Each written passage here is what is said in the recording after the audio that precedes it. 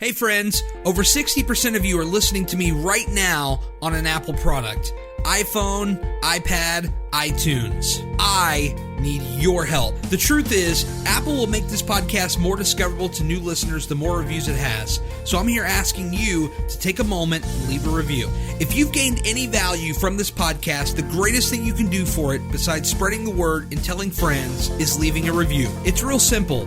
If you're on your phone, head over to my podcast page within the Apple Podcast app and leave a review. Or if you're on a computer, you can head over to my podcast page within the iTunes app. That's it. That's all I ask. And if you have other podcasts that you love, do them a favor and do the same for them. It'll make their day. Now let's get this podcast started already.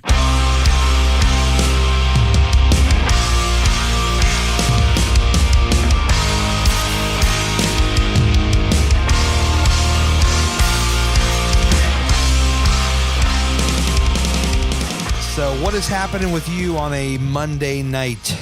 You know, just left the gym as you did. Yes. I was at the Planet Fitness as well. All right. Team Planet Fitness. I like it. That's right. That's right. Judgment-free zone, just how I like it. I'm with you, man. No, look, I love Planet Fitness, and I've been to probably, a lot of gyms, and I just like the vibe there. And it's, all that judgment stuff aside, the people that work there are just really freaking nice. I agree. I know. We go in there, and they remember your name, and it seems like they retain their employees, long term. The people that at ours, I mean, they've been there forever. A couple of them, follow on social media, and they're like, "Hey, I seen this," or "Hey, what about that?" And very friendly, very talkative, but. Yeah, same here. I have been to many gyms, and I just really feel that is the best fit, at least for me. And not to mention a hell of a price. I mean, look, now that I should clarify, this is not a sponsored mention. I am not sponsored by Planet Fitness. The Gary Cantrell podcast is always open to potential future business relationships. However, I must say that they have a very great price and they have some great people. And, when I go in there, Brian, they say I'm quote unquote VIP. They don't even scan my badge anymore. They already they see me walking from the car and they type my name in and check me in. See, you have reached that VIP status. I've been and I tan there too, and so every time I come in, there's a few of them, and they have it all set. They know what level I want for how long. Yeah. And, one girl was training a new girl, and she said, "Yeah, he's level 4 for 9 minutes," and she's like, "How do you remember that?" She's like, "I just do." It's nice. It's nice to be remembered and noticed and all these things. I mean, it's just when you walk in there and they welcome you, it's a wonderful thing. It makes you feel like you want to be there. And you know what? I don't care what, from all walks of life we are, the different journeys of how we got started. When you walk into a gym, that's what you want. You want to be comfortable. Yeah, exactly. And especially if you're like me, and there's a lot of days where you're fighting yourself the whole way there. No, you ain't kidding, right? But you're like, the bigger part of you is like, you really have other stuff to do. You have, you're a little too tired. It's Monday, but when you get yourself through the door there, to be greeted and welcomed and felt like, you're a part of something, it definitely, makes the difference. I was talking about this today on Instagram. It's Monday, and it's a whole thing of, do you look at it like it's a day of dread, or is it something to where you look at it like it's a new opportunity? And I always look at it like it's a new opportunity. It's a new week, a new start. Let's freaking go. Let's get this. There's so many people, Brian, out there that are looking at Monday like, oh God, it's Monday. Yeah. And it's a whole new week, and we are in control. Whether we think we're in control or we don't think we're in control, we are in control.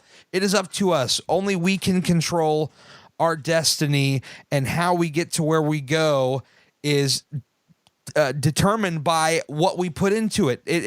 I posted this other thing today, and it was a quote of, "Are you worth the fight?"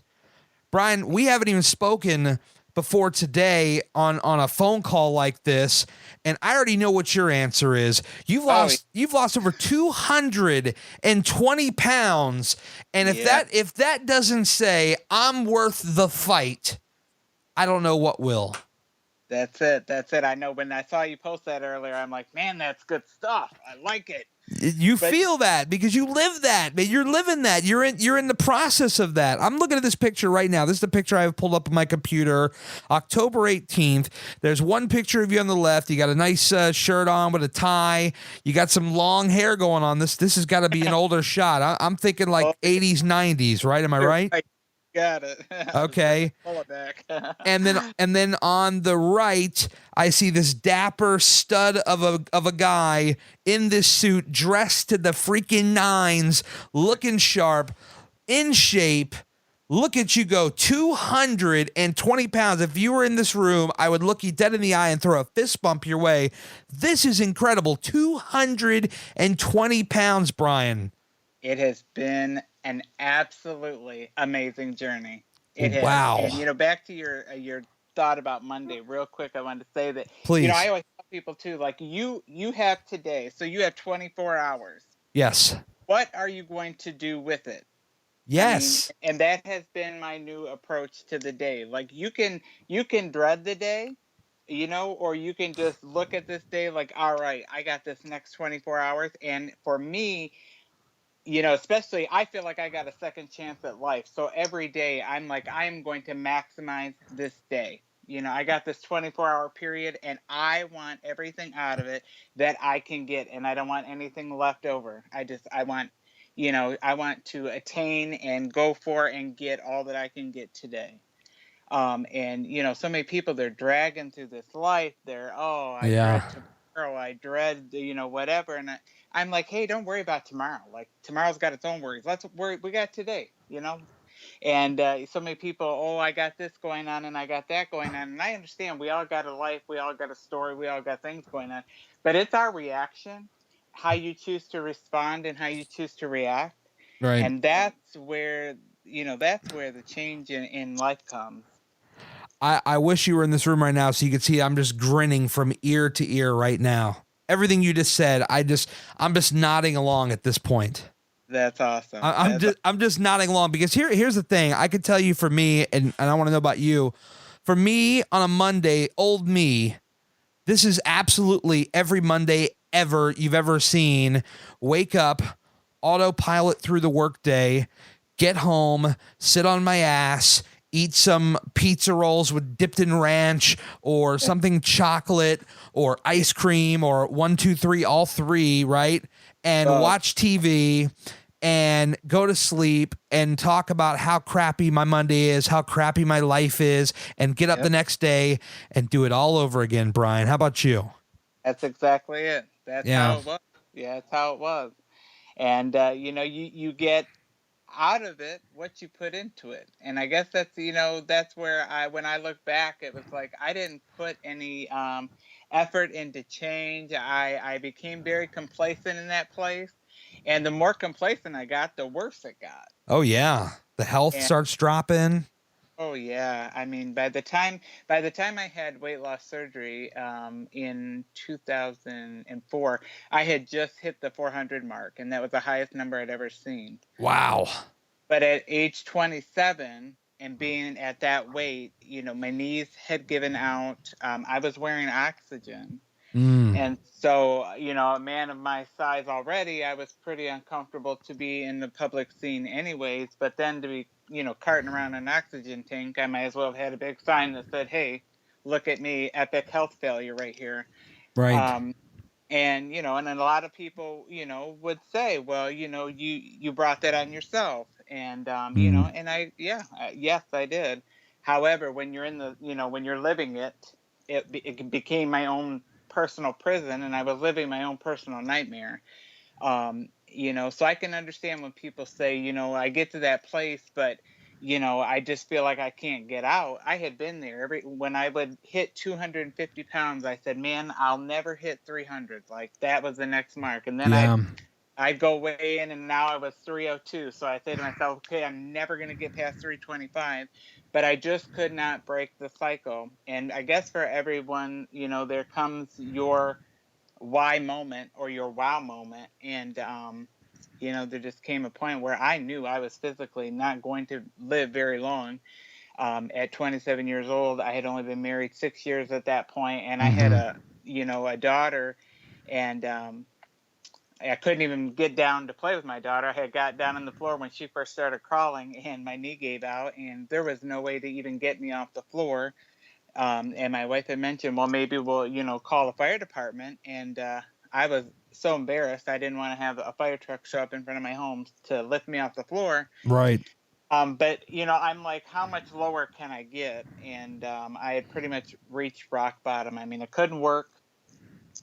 So my wife was having to work, and I felt like I was, kind of robbing her of, having that dream marriage life, because here she was practically taking care of me. She had to pick up the brunt of our, the finances.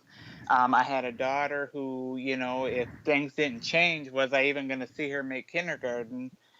Because my health was getting really bad. And I was getting immobile, and it was just, I knew like it's now or never. I didn't, when I made the decision to really look into weight loss surgery, and mind you, throughout the years, I was heavy my whole life. I had tried everything: Jenny Craig, Weight Watchers, Nutrisystem, Medical Right. Weight Loss Clinic, every plan, any fad diet. I'd pick up a magazine in a waiting room, any diet plan in there, cut them out. Try it. I tried diet pills. Was on, Dexatrim and all these over-the-counter things. I was ordering, gimmick weight loss things from out of the country, in the country. I kind of felt like a drug smuggler at one point. I had stuff coming in from Canada, stuff coming from Brazil, Wow. and but nothing was working, because I was looking for that quick fix. But the lifestyle, the habits were the same, and that just was not going to be the case. Yeah. So what So was it? I mean, what was it that finally was able to get you to go through with it? I mean, so you decide on the surgery. How do you land on that? Because I think a lot of people, there is a stigma about the weight loss surgery. There are a lot of people that think, oh, this is just a shortcut. It's, it'll just get me to where I want to be quicker. And I don't really believe in that. I think that it's a case by case basis. yeah. There are doctors that will tell you, I think you need this, or I don't think you need this. They can evaluate your medical history and where you're at, and make an educated decision as far as where you need to be. But for you personally, how do you land on this, and how do we get to this point? I had gotten so sick that, just struggling to breathe. You have a lot of It- sleep apnea or stuff like that? Sleep apnea and real chronic severe asthma, to the point that they were calling it like COPD, or chronic obstructive pulmonary disease. And most of my weight was right there in the front, and I was very barreled in the front, and so I would get so winded and have these asthma attacks that would land me in the emergency room. I was almost put on life supports twice. And just not being able to walk from my car to a entrance of a store, and just be so winded that I needed to stop. And watching my life get so limited, to the point that I had to call ahead. If we were going to go out to eat, maybe with family or friends, I'd have to call ahead and actually see if they had a chair with no arms, because I couldn't sit in a chair with arms. Right. um, and noticing that those kind of limitations were coming to my life, and I'm looking, and I'm like, man, I hadn't even reached 30 years old yet, and this is what my life has come to. And I really felt like I was robbing my wife and my daughter. So my absolute breaking point was just when I had gotten down there with my daughter, and my knee gave out. Yeah. I just knew. I'm like, it's now or never. And I did see, I saw a doctor who said, I think that really this is really your only option. I had tried, was on the Weight Watchers program at that time, and I had Mhm. gotten to about 40 pounds, but I could never get past that 40-pound mark. What do you think it was about that? Was it something where you just couldn't be consistent with either the workout or the food, or is it where it legitimately just was not working? You What? know, I had done it multiple times, but what I think my problem was I would get into a just this rut of eating the same thing because I knew it was within my guidelines. So I ate the very Ah, thing every meal, every day. I never changed it up. right. And and I tell people, even no matter what program or no matter what you're trying, whether you're counting calories, doing keto, whatever your go-to is, you got to spice it up. You got to do variety, because if you get, you get in that rut of just the same thing over and over, your body acclimates. And just like with a workout, you need to switch it up. And so part of me thinks that was just it. Maybe I was just needing to switch the food up, but I get comfortable with that because I knew exactly what I could have when I went to the store. It was easy. I knew exactly what I was having every meal, and there was no worries about it. Right. Uh, So it's and so at some point you just get to the point where I can't do this anymore. I'm just going to the same thing over and over and over again, and it's, I guess, maybe wearing you out, for lack of a better term. Or It was, yeah, it yeah. was weird. And I could actually feel, I felt like I was slowly dying. I really did. And when I considered weight loss surgery, the doctor had told me, he said, it is very high risk for you. And so when my wife heard that, she very much was against me going through with the surgery, because he did tell her that there is a high risk of death with it, especially with my respiratory disease at the time, Right. and that I can't guarantee that when he comes out of surgery that we can pull him off a ventilator right away. So you may see him on this for a few days. But Mm. she was not prepared to see that at all. And so it really did not go over well with her to hear all of the risk. And so we took all the information, and when we came home, I had a very heart to heart with her, and I told her, I said, we either risk me dying on that table, or we're going to risk me dying at home. But I could feel a slow death. I just knew that, especially with the apnea and all of that, I said, I just, a body cannot withstand, this much weight. And I just keep, every year I'm getting bigger and bigger. Mm-hmm. And I said, nothing's working. And, we would watch these shows, on the Learning Channel and all these other shows. And, people would say, well, there's people much bigger than you. And granted, there are. However, I had, also seen people smaller than me who, suddenly, would pass due to Right. whatever complication of their weight. So, yeah, I just told her, I'm like, I am slowly dying. I can feel it. Different things were starting to, my health was getting affected. My back was hurting, the pain that I would have throughout my joints. And, I told her, I said, it's going to get to the point where, my knees aren't even being able to hold up this body anymore. Um, I had so much weight in the front that I was hunched over all the time. I couldn't even stand up straight. And to this day, I still, even 14 years after losing all this weight, I really struggle Yeah. with posture to get that back up. But yeah, so it became my kind of my life or death moment, and it really gave me a second chance at life. No, that's powerful. And to go back to the apnea thing too, because I think I definitely had some traces of it. I feel like sleep apnea is like Russian roulette, man, because one day it could all be over, and you have no control over it. It's not even, with the apnea, it's not even like you feel it or slowly. It's come like in an instant, it could take you out. Yeah, I mean, I know back when I was bigger, I had bouts of it when I was sleeping, to the point of where I would wake up gasping for breath because, I flat out couldn't breathe. I'd have these things where I was like laying in the bed and I was not awake, but I was conscious, and I yes. could feel myself not breathing. Hmm.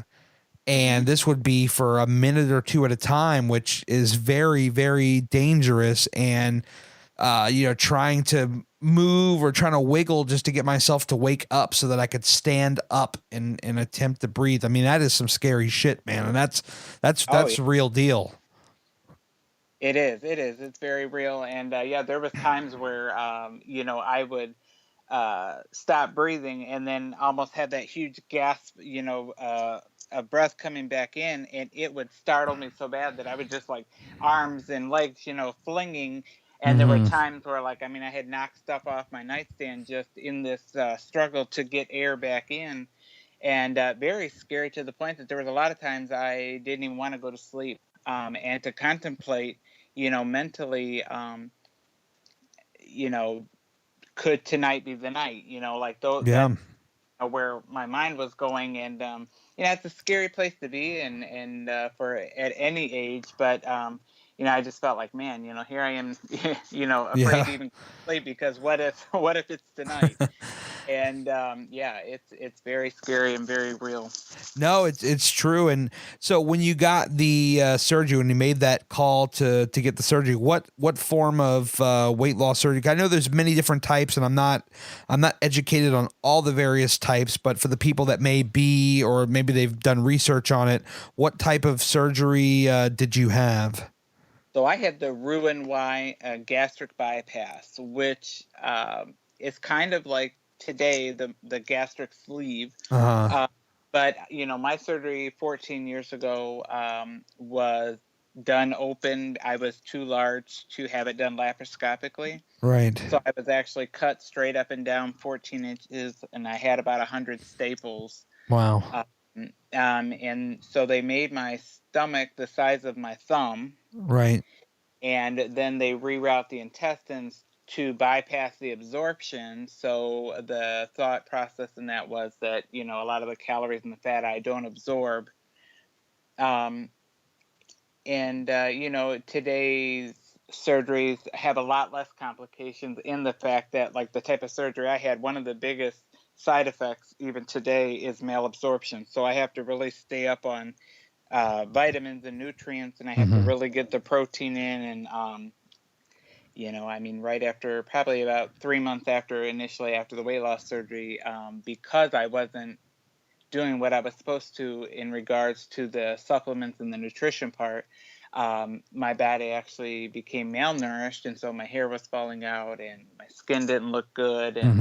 And they said, this is, you gotta keep up on this because you're not getting the nutrition, the nutrients, and the supplements you need through food, because a lot of it is being bypassed. So you have to make up for that in the supplements and the protein shakes and things like that. I see. Yeah, I would imagine that the technology has advanced so much now where, it's probably a totally different ball game when you're going under the knife now versus, what did you say, it was 14 years ago? It has, yeah, it's been Wow. 14. Yeah, so a lot of the people now, I was a 5-day hospital stay, and these people today, a lot of them get, the laparoscopic, and they're home like same day or next day. Wow. But yeah, but a lot of people, I have heard so many people say, and I just want to make comment to the comment that you made earlier. I've had a lot of people tell me, well, that weight loss surgery, that was the easy way out. Yeah. And, a lot of stigma, and a lot of people saying, if you didn't have the willpower to do it to the point that you need a surgical intervention, what are you going to have after?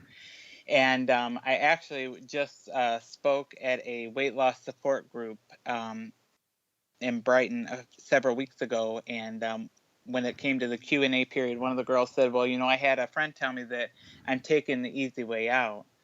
And I said, well, it's funny, I said, because I had a lot of people tell me that, and there is very much, there's a negative stigma toward that. But I said, my response to that is, every person's journey is different. Yes. And so it's not a cookie cutter, weight loss surgery. It's not a cookie cutter program. And to me, I didn't feel like I took the easy way out, because in my own journey, at the point that I was being wheeled into the OR, death was more likely than survival. And the surgeon that I had, he really told me even after that that's really how he felt. Now, I had consented and I was willing to take the risk. But, he said the way that your lungs are, I just was not sure. And I ended up being, underneath anesthesia for, between about 7 or a little over 7 hours, which is quite a long time, and especially when you have compromised lungs to begin with. Right. And I mean, the fact that I woke up, on my own, I didn't need a ventilator to breathe for me, I mean, was pretty miraculous. But I told the people, even in that support group, everybody's journey is different, and it's a decision that is personal to you and your own journey. And don't let anybody's words, negate what you did.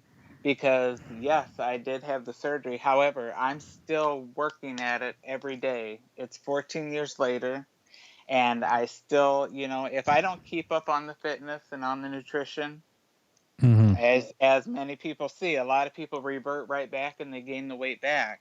Definitely. But I personally have, seen this as a second chance at life, and I am all about maximizing this chance. I view this as a gift. That's why I say about, taking this 24 hours and maximizing it, because every day that I got, I mean, this is truly a gift in my eyes.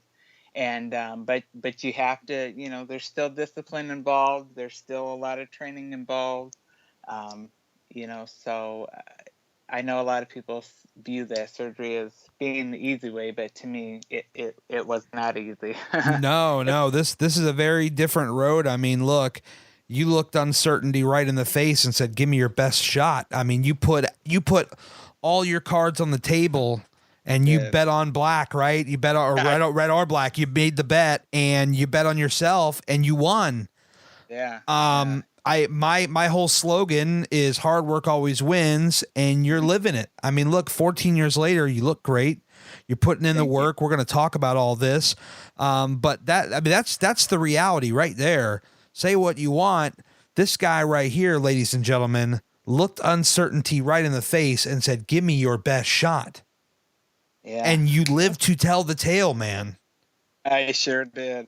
Yeah, and that's why I make it my goal to try to just encourage and inspire as many people, because I know that I'm not the only one. And when I was to that point, I felt like I was the only person and nobody else knew what I was going through. But I'm telling you, I talk to people all over the world in all shapes and all forms, and just to hear somebody say that hey, I've been there.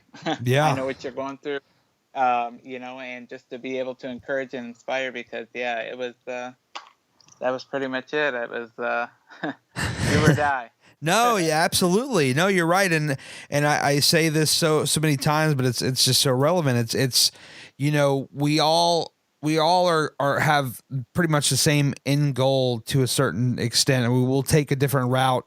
I'll take the highway, you might take the back road or whatever it is. We may take a different way to get there, but we all kind of have the same, end goals of getting healthy and living a happy life. And that's really what it's all about. And I love that, a place like Instagram brings all of us together, where you and I, first time we've ever talked on the phone is right here, right now. A lot of people that listen to the podcast, and maybe they're new to the podcast, they don't know that. That's how this works. Brian and I, we didn't talk for months ahead of time, other than some DMs. I mean, look, this is the first time we're talking. Instagram is bringing people together, this community. I got your back. You got my back.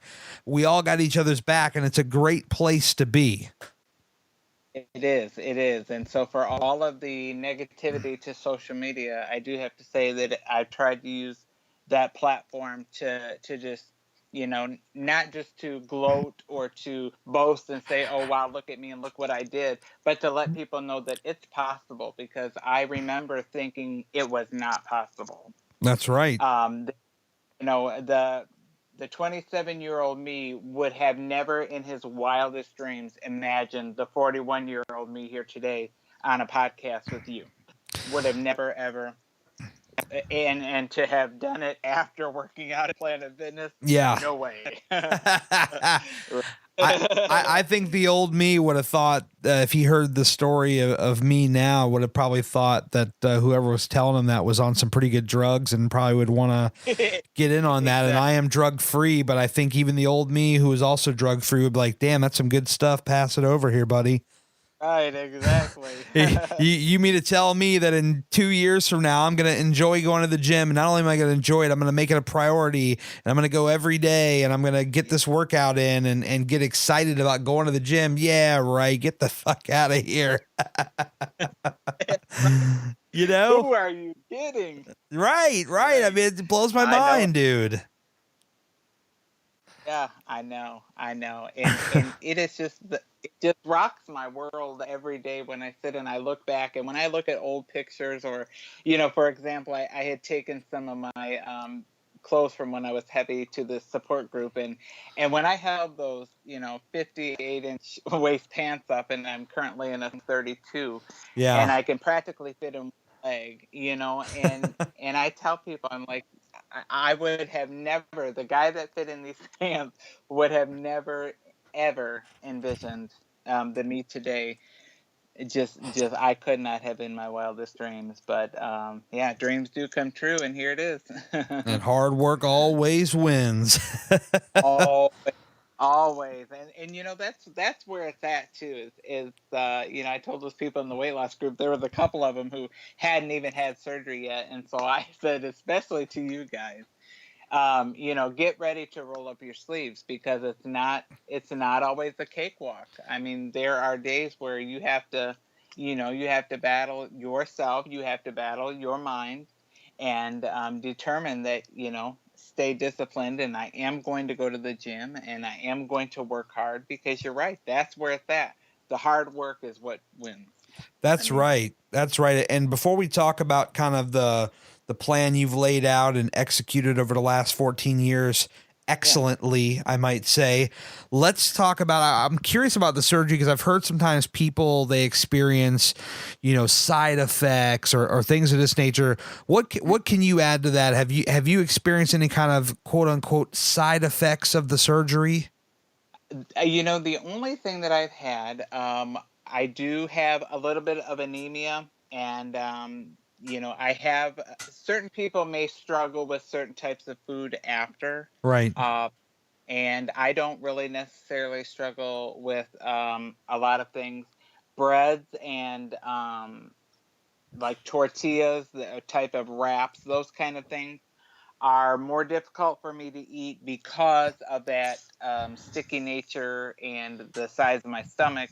A lot of times if I were to eat, let's say, a sandwich that's in a wrap, the consistency of that wrap kind of, I don't know, almost blocks up my stomach. And Right. so I cannot continue to eat. And sometimes it almost makes it feel like it's stuck. And so some people who've had the old school surgery, such as I had, the Roux-en-Y, will say, man, I eat certain things and it almost feels like it's stuck, and you can't get it to go down, you can't get it to come up, and you just have this horrible feeling of something being stuck there. And so certain people, learn what they can and can't have, and you just avoid those certain things. I try really hard to avoid them, because I do need the nutrition. And so when I am going to eat, I need to get all of, especially the protein in that sandwich. Yeah. And then a lot of people who've had the type of surgery I've had do deal with, they call it a dumping syndrome. So if you eat refined sugar, or you're going to be bad and you're going to eat those, sweets that you really shouldn't, sometimes you'll feel very queasy, nauseous. For some people it gives them, horrible gas and Right. diarrhea and those kind of things. And for some people it causes them to be physically sick. And so, do I sometimes cheat and have those things? Yes, I do. I'm not perfect 100% of the time, and Right. Most of us, never will be. But No.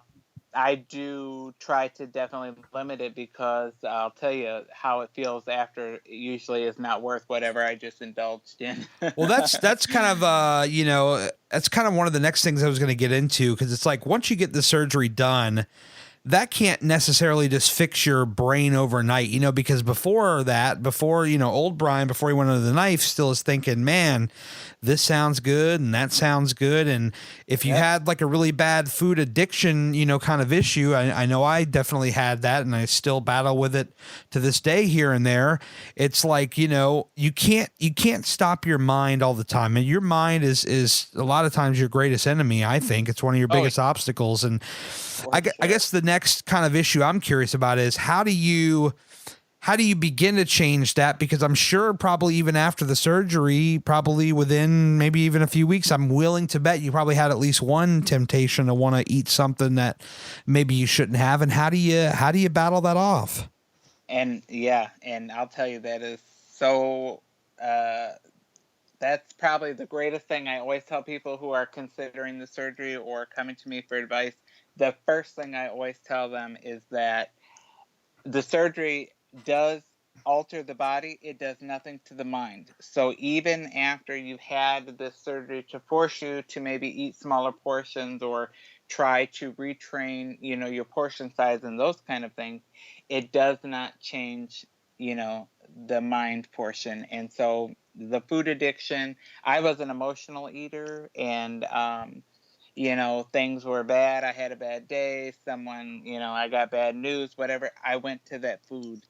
And, you know, and in the type of society that we are in most families, and it definitely was for my family, that's how you get together with people. That's how you celebrate, is food.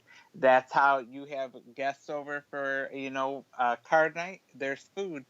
So after the surgery, to try to reacclimate to those gatherings and that kind of having all of that temptation around, Right. it really is constantly a flashback of that side-by-side picture. And that's really what helps keep me focused. I actually keep a before and after on my phone, and I also keep a picture in my wallet at all times. And there's some times where I'm going to go to an event and I really have to real quick look at that picture and, you know, and get it in my head to say, you know, there was old habits that made me the before picture, and I need some new habits that are going to keep me the after picture. And it's not always easy, and I don't always succeed. You know, a lot of people ask me, you know, am I still really limited in what I can eat? And I can eat a full normal meal. So, you know, although my stomach is small, if I ate, you know, over time, I could complete a full meal. And so I just really have to watch, and, you know, I try to, if I'm going to go to a restaurant, and if I'm with my wife, sometimes we'll half it. But if I'm by myself or, you know, with other people, as soon as my meal comes, I'll try to half it and get a to-go container. So Right. that, because the old me was always the type to finish everything on your plate. And even if I was full, I don't want that to waste. And it was really delicious, so I'm just going to eat it all anyways. That is one of the things that I still struggle with today. So really trying to watch how much I put on the plate to begin with. No, that can definitely be trouble for sure. Yeah. And, you know, sometimes just, you know, you get carried away, you're with friends, it's a holiday, whatever, the goodies are there. And I was a grazer, so I would just kind of like, you know, eat all throughout the day, and a little bit of this and a little bit of that. Well, a little bit of this and a little bit of that will definitely catch up with you. No, I'm with And you, man. And look, real quick, I don't mean to cut you off. We're heading into the holiday season too, so this is really going to be tough for a lot of people, I think. this is where, you know, this is the hard time. And I work in healthcare, and so when I worked in the hospital, man, you know, the break room, treat after treat after treat. Oh my God. Your coworkers are bringing you stuff. Your patients' loved ones are bringing you stuff. One of my favorite stories to tell, however, it was kind of heartbreaking. My favorite thing, as far as a sweet treat, is baklava. One of the probably worst things you could love, and I can't even imagine what the calorie and fat content of that is. Right. But I loved, and so I had a patient who their son and daughter owned a Albanian restaurant, and their grandmother made that from scratch. Mm-hmm. The family brought me a tray of 72 pieces of homemade scratch, all different varieties of all of this. And when they brought me that tray, and this was, maybe 6 years ago, so it was after my weight loss surgery. Oh, I thanked them, and I started to head back to our break room. And in my head, I thought, I am going to try one of every variety in there. And I'm gonna, I was a secretive eater when I was heavier. So a lot of times, if I was going to really indulge or splurge, I ate by myself. I was one of those people who would drive to a fast food place and get it and go in a dark spot and eat it and throw the evidence in the garbage. And so I thought, man, I'm back here by myself, man. I just really want to, tear into this stuff. Yeah. But just as soon as, my palate is salivating to dig into that, I mean, right away, there's just something within me that just had to stop me and be like, you can't, because one will lead to two will lead to five, and I would have consumed that whole tray. The old me would have found a way to have consumed that whole tray. Damn right. So yeah, I mean, and when the holidays come and that temptation, yeah, I mean, who doesn't love chocolate? Who doesn't love those goodies and those treats?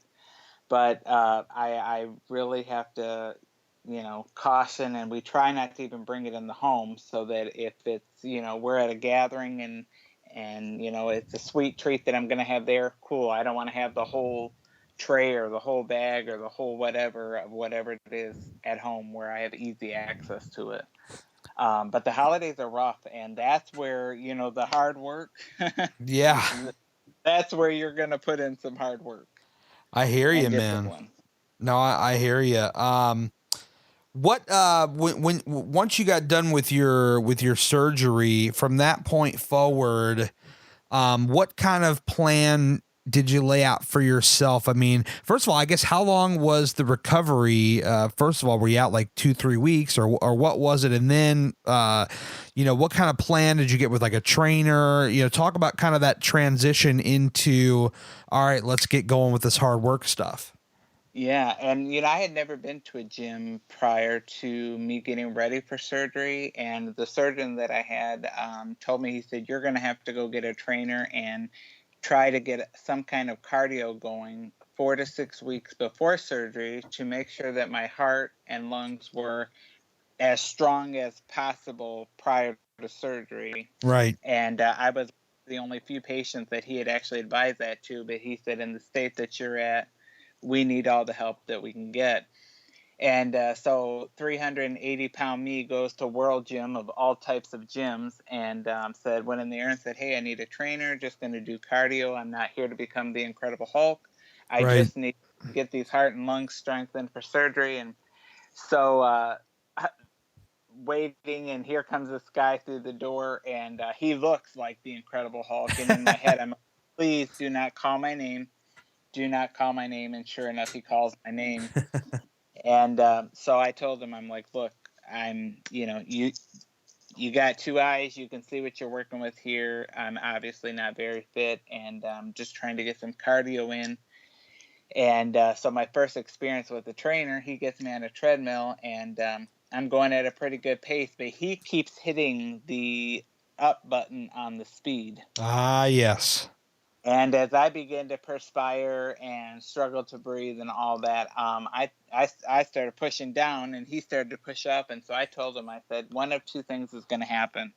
One, if I'm able to stay on this thing and go at the speed that you're doing, most likely my heart is going to give out, because I feel it literally bounding out of my chest. Right. But two, if I'm not able to stay on this thing, I'm most likely going to blow right off this belt and go through your drywall here, and there's going to be quite a project that's going to be to replace the hole that I'm about to put through. Yeah. As this, so he was very much gung-ho to get me going, but I had a talk with him, and we ended up getting a pretty good understanding of where I was trying to go, and he was good to work with after that.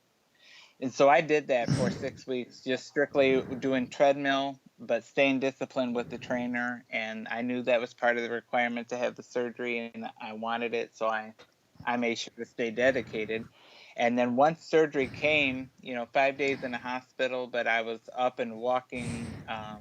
When I got to my room, I was probably up with a walker and starting to walk within 2 or 3 hours. Wow. Never took a dose of asthma medication after the night before my surgery. Right. So, I mean, that was pretty phenomenal. And my weight came off very rapidly. So I lost 50 pounds in the first month. Jeez. That was a lot of weight, and so it was drastic.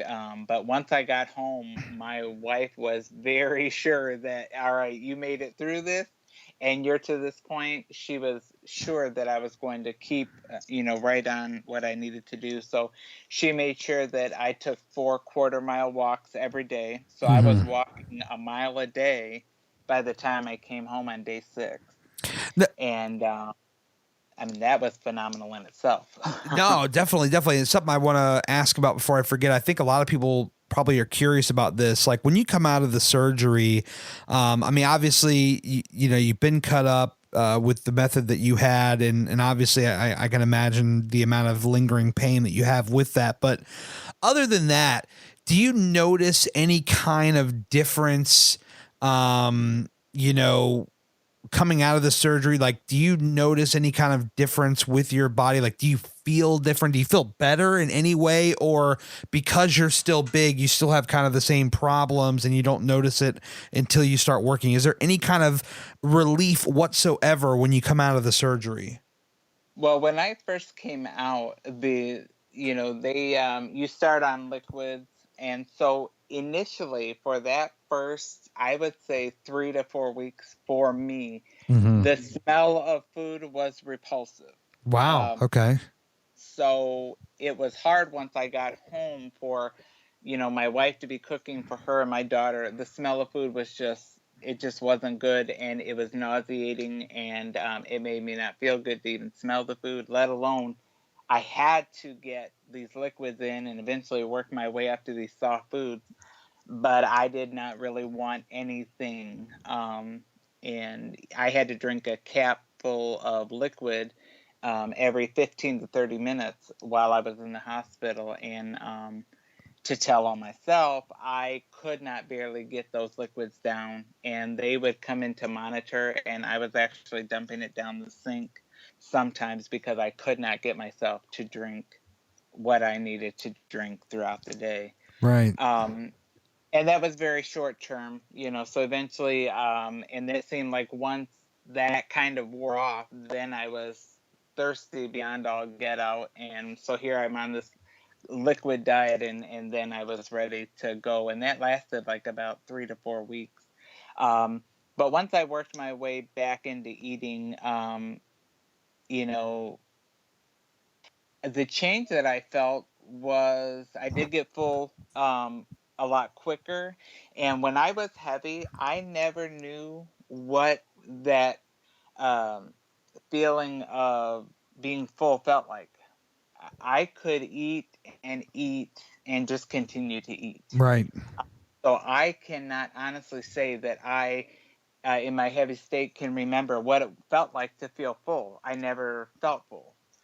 And so afterwards, to get that feeling, I was like, oh, and for me, even today, if I go beyond that point of being full, it is very uncomfortable. Yeah. And so that was one thing that I definitely had to adjust to was, wow, okay, this is what it feels like to feel full.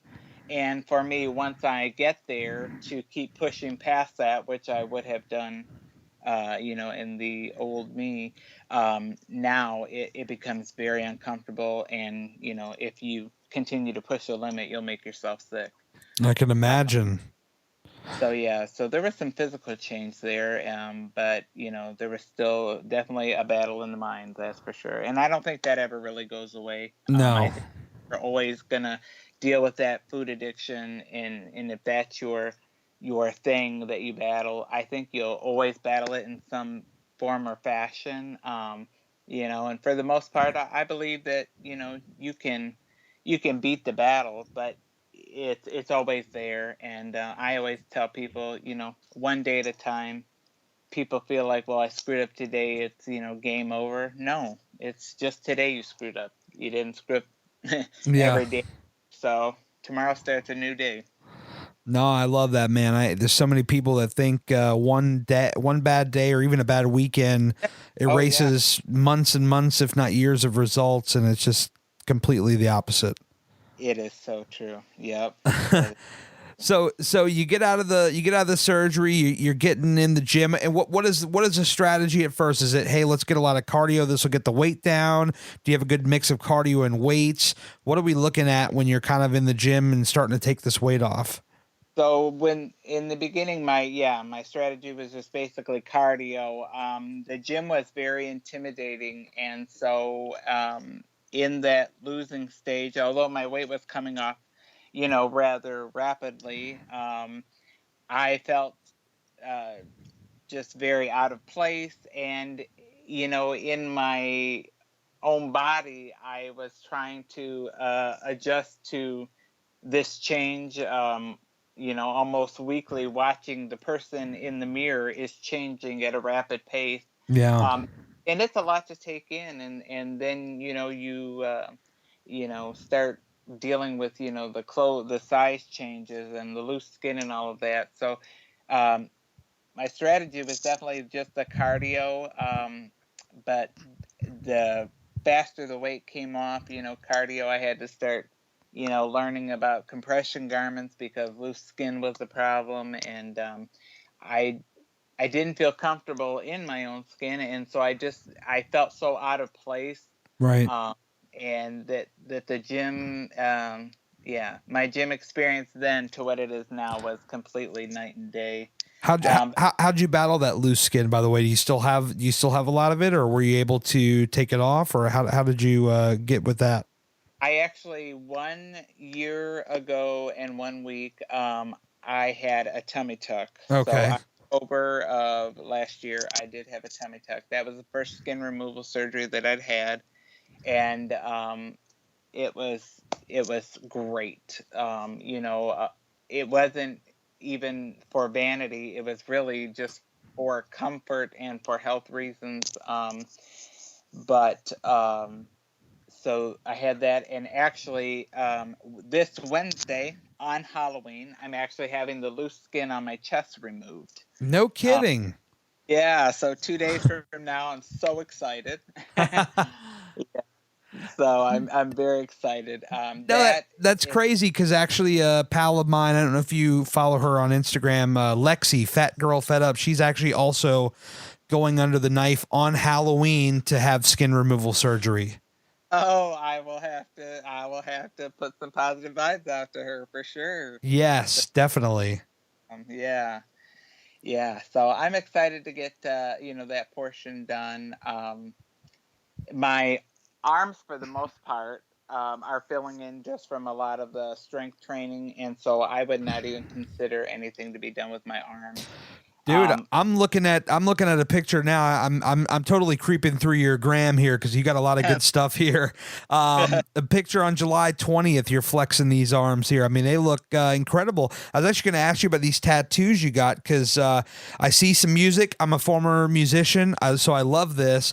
But you've got looks like some heartbeats in there, and explain that to me.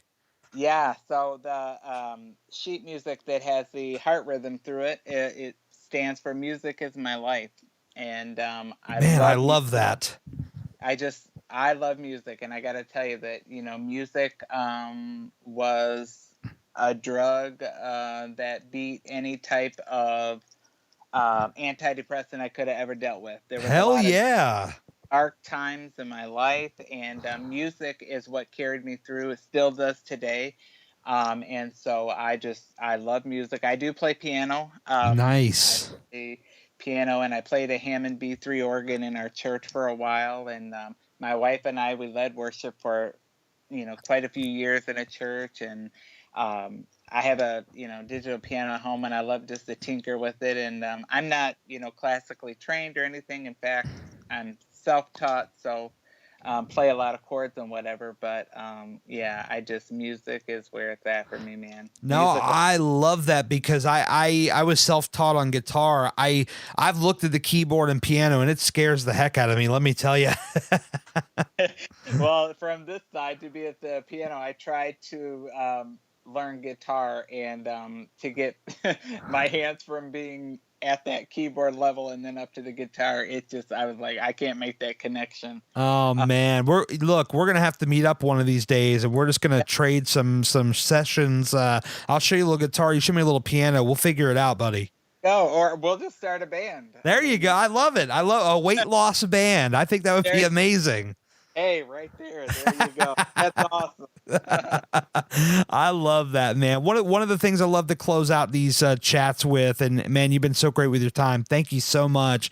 Thank you. You're 14 years into this thing and still going strong. What does the next 5 or 10 years look like for you? I mean, obviously you talked about how much family meant to you and being with your wife and your daughter and being there for them. And you've had this last 14 years of this incredible journey you've been on. So what does the next 5 to 10 look for you? What do you hope to do? Do you have new goals that you've set that have come as a result of now, hey, I'm in better shape. Maybe now I want to try to do this or this or this, or so where is your head at with the future? I'll tell you, it has been so exciting to embark and try some of those things that I have never done before. This past June was my 20th wedding anniversary, and so my wife and I went to Tennessee for 10 days, and we went on a hike, and I had never hiked in my life, and, wow. And it was phenomenal. We horseback rode, and that was the first time I'd ever done that. And so these things that were a first for me, to everybody there at the horse stable, they're like, wow, big deal. You ride a horse. It was a huge deal. Yes.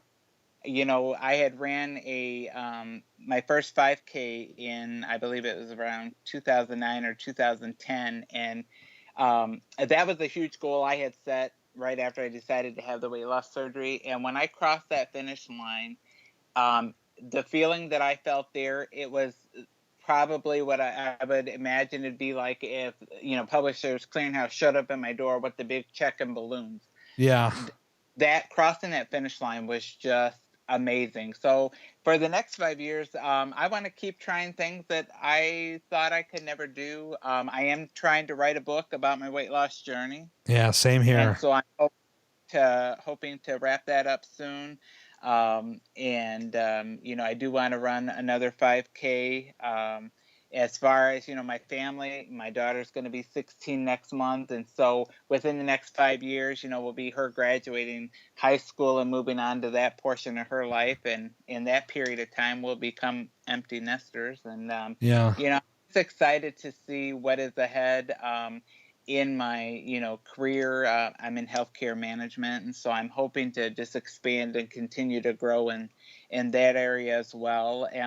But one thing I just want to definitely do is every time I have an opportunity to try to share my story, and I feel if it offers hope or inspiration or encouragement to one person, then, mission accomplished. Because, I can remember being in that place of just feeling so isolated and alone and no hope. And that was a terrible, terrible place to ever be, in a place of feeling like there just was no hope. And so that's, the main message that I want to try to, to offer anybody who listens is just there is hope. And where there is a will, there is a way. And the hard work, it pays off. And so, just continuing to, enjoy every minute of this journey. I love it, man. I'm at the point now where I am blown away just listening to your story. I'm inspired. I am so glad that we linked up and got together to have this chat because, man, you have done something incredible, something that a lot of people would deem impossible. And I cannot echo this enough to people that are out there listening that still think this isn't possible and that isn't possible and I can't do X, Y, or Z. This man on this podcast, ladies and gentlemen, lost 220 pounds. I mean, if that doesn't tell you that anything is possible when you believe in yourself, yeah, I don't know what will. That's exactly it. And you're worth it. I mean, you're worth it. Like the thing that you put on Instagram earlier, you're worth it, man. So you're worth the tears, you're worth the work, you're worth the whatever it takes to get to that place. Yeah, you're worth it. And we got this life, let's live it. Damn right, man. I can't top that. I'm just going to say hard work always wins. And Brian, thank you so much, dude. This has been a great chat. Would you believe we've gone an hour? I every time I get on the phone with somebody, we do this podcast, an hour just flies right by, and I can't believe it. But dude, you've been incredible. Incredible story. Thank you so much for coming on to share, man. I really appreciate it. And Gary, I appreciate so much you giving me the platform and the option to be able to share. I really appreciate it. And I know, we'll stay connected, and anybody that follows my Instagram, it's at imhalftheman. Yes. And if anybody ever has any questions or wants some advice about the surgery or anything that, in pertaining to the journey, shoot me a DM. I'm more than happy to answer any questions. Definitely. And how I like to close all these podcasts. If you out there are listening and you want to share your story, I want to hear about it. I think the people that listen, they want to hear about it. And you can hear inspiring stories just like Brian's. He's been so gracious to share. Brian, thank you, my friend. We will definitely talk soon. I really appreciate it, man. Have a wonderful night. Thank you. Thank you so much. You do the same. Take care.